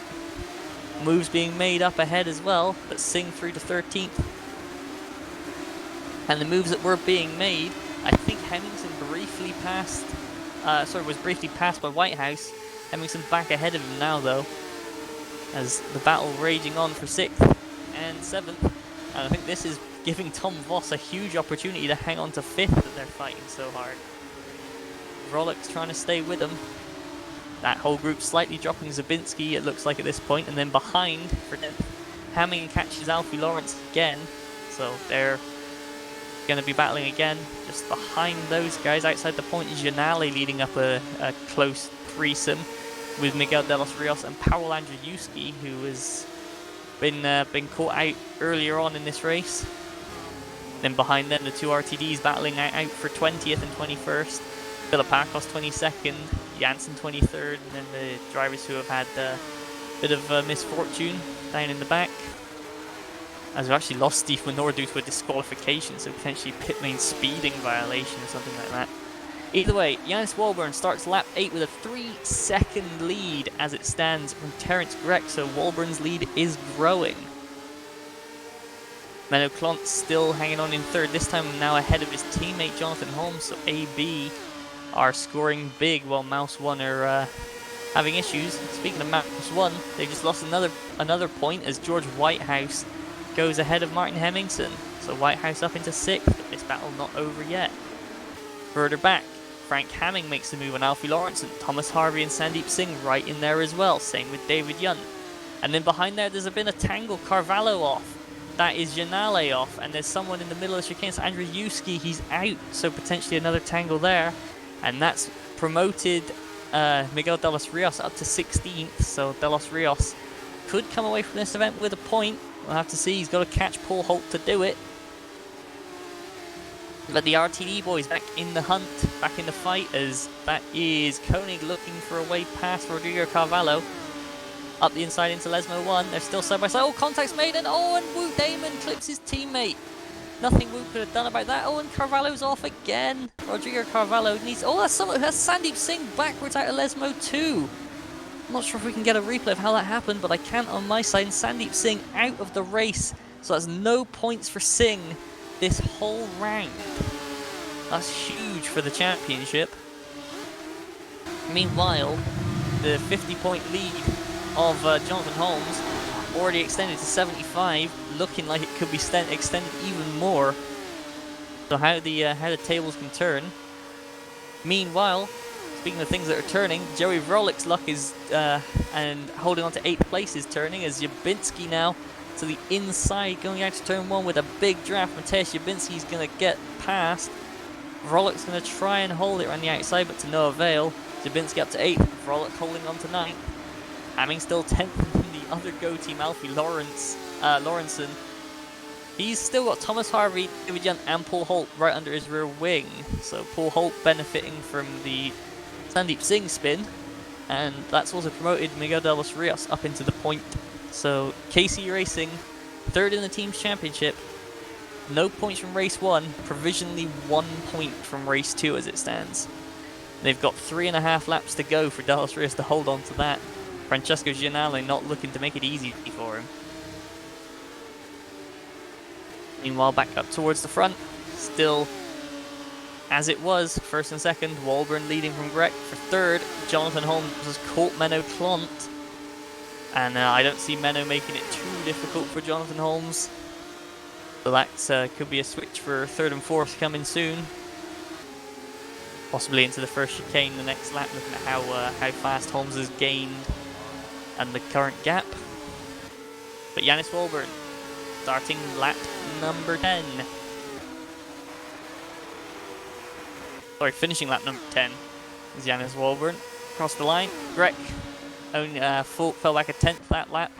But Clont and Holmes side by side. Jonathan Holmes going to go up the inside. I don't think Clont's going to make too much of a fight, and sure enough he doesn't. Jonathan Holmes up to 3rd, Clont down to 4th. AB Racing hold positions. And I'm not sure if Holmes is going to catch Grech, but with the Guardian Angel he seemed to have at points during race 1, who knows? But either way, podium position changing. Tom Voss still hanging on to 5th, but George Whitehouse is caught in big style now that George Whitehouse has held off the advances of Hemmingson for the moment. Hemmingson going with him though. Jabinski still hanging on to 8th, so PLS more good points. Joe Vrolik is hanging on to 9th. Hamming's closing him in though, and then there's still a good battle. Lawrenson, Harvey and Yunt for 11th place. Going into Lesmo 1. Oh, and ahead, Hamming's run very wide. That's going to hold him up, going to ruin his momentum. Luckily, I think he did it at Lesmo 1 rather than Lesmo 2, because if he'd have done it at Lesmo 2, that would have just been no run onto the whole straight. But it has given Lawrenson DRS, which could help him hang on to 11th ahead of Thomas Harvey and David Young. And we go through Ascari.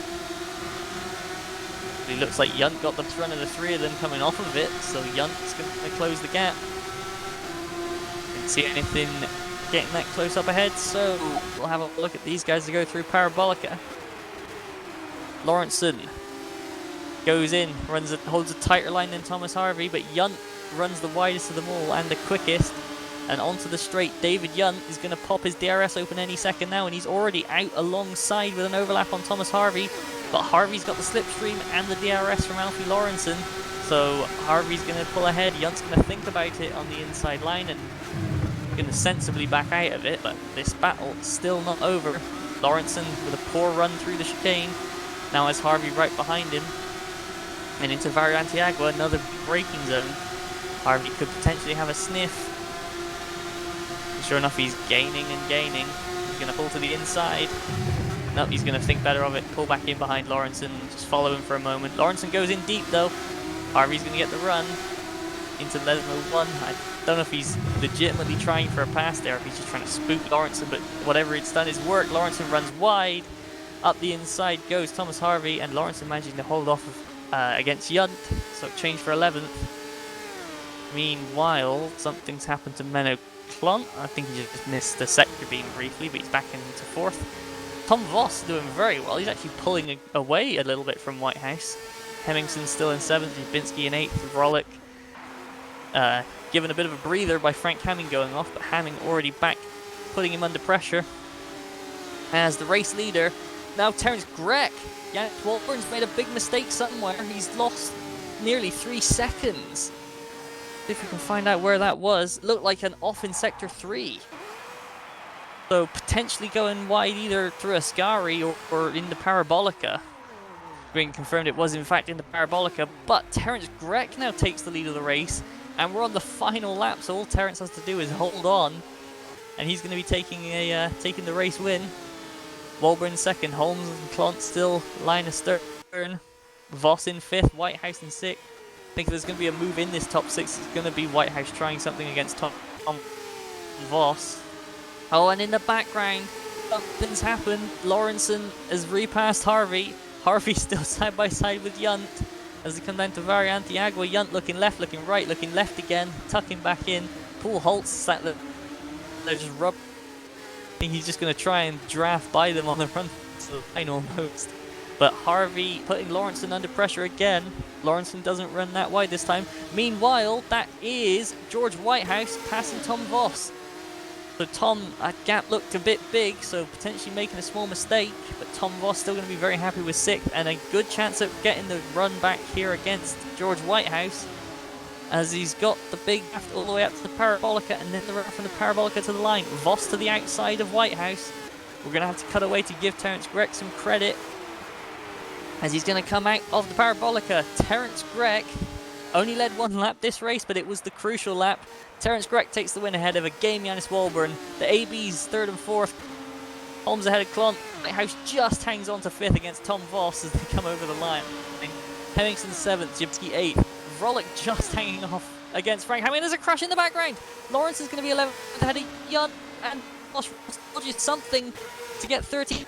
Paul Holtz in. Tom Harvey's in the wall. Tom Harvey's across the line 15th. Paul Holt's not even going to manage that. He's going to be passed by the Go teams who have caught up each other. So I'm not sure what on earth happened there, but Lawrenson was 11th, Yunt was 12th, Delos Rios up to 13th ahead of Ginale, coming through to steal points at the end. Harvey 15th ahead of Damon, Koenig, Holt. Lazarus Philippakos finishes in 19th position. And then we have a little bit of a wait. Tony Janssen coming around Parabolica now to round out the top 20, with Daniel Herlock and Rink Hoekstra still both going and on the lead lap. As here comes Janssen across the line and finishes. Tony Janssen rounds out top 20. Meanwhile, we've got a bit of news. It was, in fact, Thomas Harvey lost it and Paul Holt just collected him. So Paul Holt, wrong place, wrong time. And unfortunately, that's cost the Fair Racing Team driver some valuable points, as Daniel Herlock finishes 21st. And Rink Hoekstra coming around to finish the race 22nd, and our final finisher, our retirements, Rodrigo Carvalho, Sandeep Singh, Paweł Andrzejewski, Alexander Ragoza, Kasper Mikulak, Roy Vergile, Herman Stocci, David Krupa, Joseph Fagg, and Steve Manure with a disqualification. So I'm not sure what he's done to incur that wrath. But that is it from the on-track action at Monza. We're going to take a quick break, and then we will try and gather some drivers to interview after that action-packed round. So we will be back with you shortly.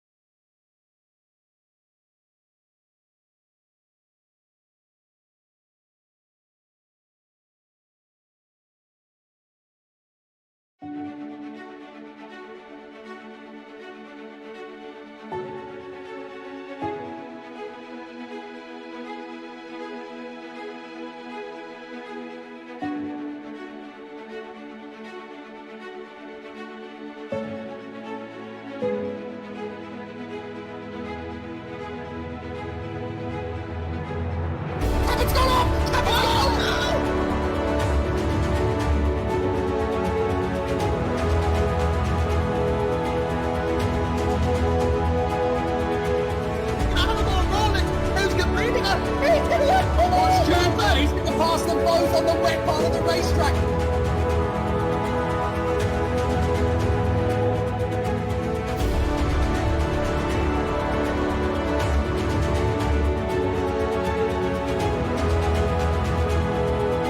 Oh, he's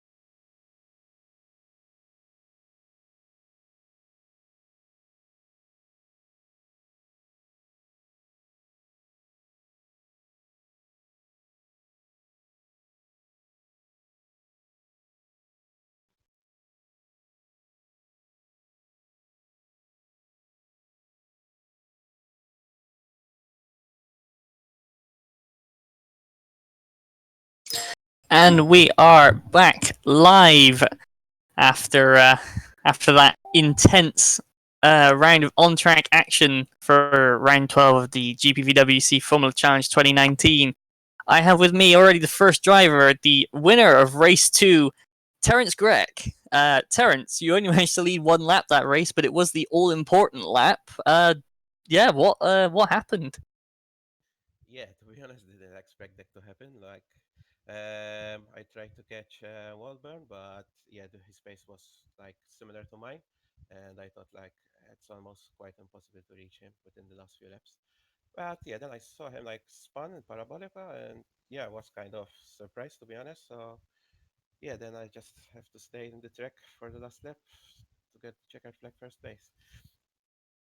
Well, so that was a really kind of unexpected win, but you were doing well all event. I think that race win certainly pulls you ahead of championship rival Menno Klont, and I believe, if my maths is correct, up into fourth in the championship. So very well done on that, and obviously it's helping out TSA Racing with Apex in their bid to usurp KC Racing Esports from third place in the teams, which I believe you guys might have done.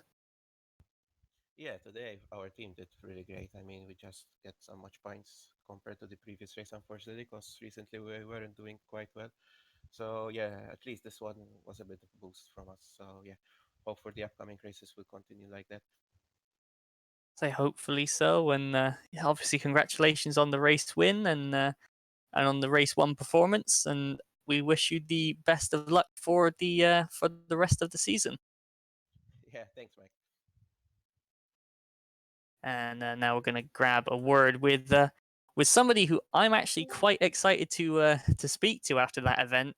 It is Hello. the team boss of H20 Namco and one of the, I think, unseen or how to say, surprising stars of the event, Tom Voss.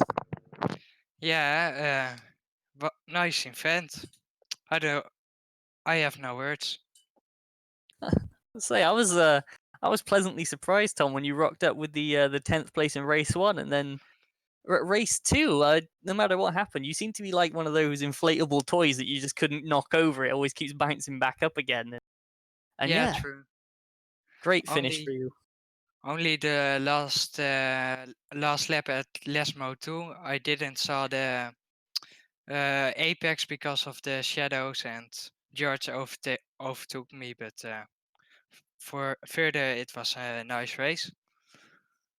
I'll say it's did kind of come out of nowhere. Everything was happening at once on that last couple of laps, and a 10th and a 6th is yeah, is this going to be you in the car a bit more often this season, or is this a I'm the new emergency? primary driver, this. Oh, you've heard it So here first, everybody. Tom Voss in TSA Racing with Apex, and well, as I was just saying to your teammate Terence, I believe that you guys have just taken third in the teams championship.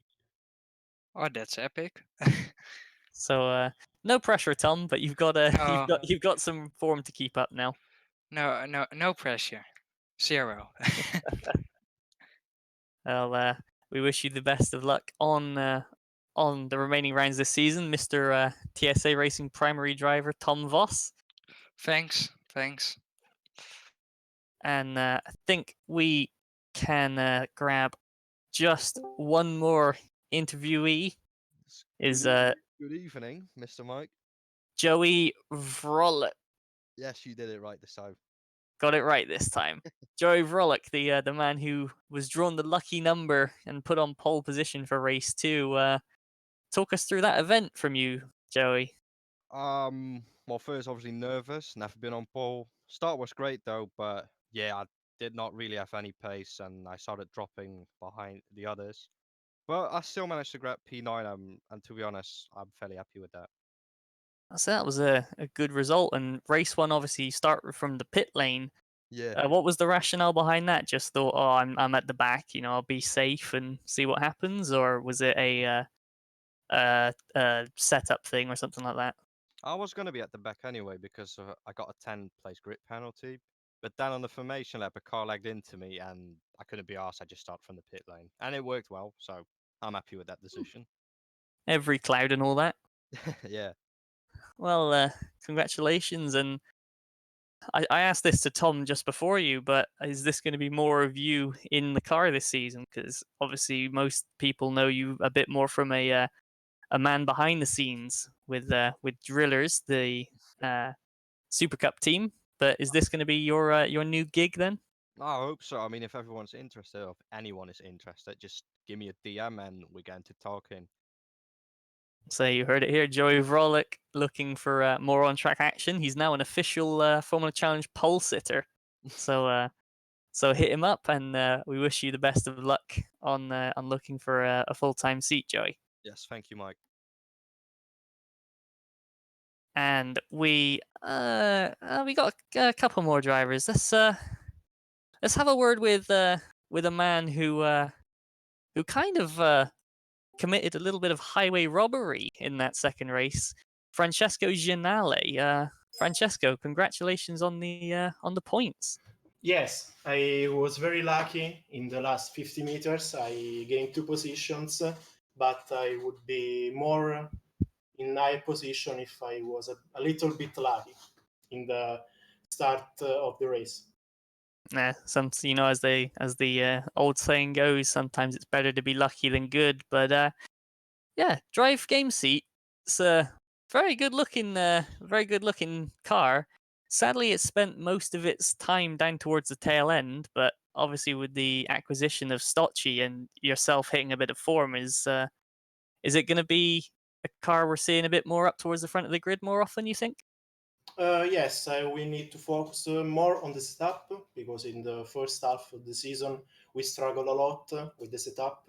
And for example, at Baku, I was like 4 seconds slower than the first one, and a lot slower in the back straight. So I have a more heavier car, and we in this evening in Monza we was a little bit slow than the other guys, but we have an advantage in the curves. So we have struggled in the first race because we have a lots of more downforce, but in the second one we managed to do better. Unfortunately, Herman had an incident in the Ascari, and he has to DNF because the car was literally destroyed.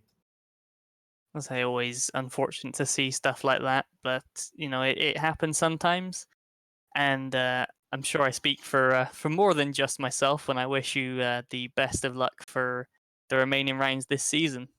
Thank you, Mike. I hope to score more points in the last race, because we need to do better for gain more position and make set some points, some great points from the next season. Well, in obviously an eye to the future, this is a career ladder series, Yes. and bearing in mind the career ladder series, the remaining series of the career ladder, all 4 of them are going to be heading to Monza over the next couple of weeks. Next week on Tuesday, it's going to be the Super Cup. On Wednesday, it's going to be the Super League Lights. On Thursday, it's going to be the Super League itself. And then the following Tuesday, the GPVWC Academy Series is going to be taking to the to Monza. So if you're looking to get on the circuit at GPVWC, but you don't have a team, come in, sign up for the Academy Series. You could be driving like Thomas Harvey was today in the Academy team car, and we could be seeing you in the Formula Challenge. So keep an eye out for that. Go sign up at gpvwc.com. But also for you fans of Tin Top Racing, tomorrow we'll be back at the same time covering Division 1 of the International Touring Cup from the Eurospeedway Lausitz Ring. So a European roval, tight, twisty, and full of long corners that are going to make things very interesting between the front-wheel drive cars and the Subaru. So keep an eye out for that. And for myself and Garrett Fries, we will see you next time.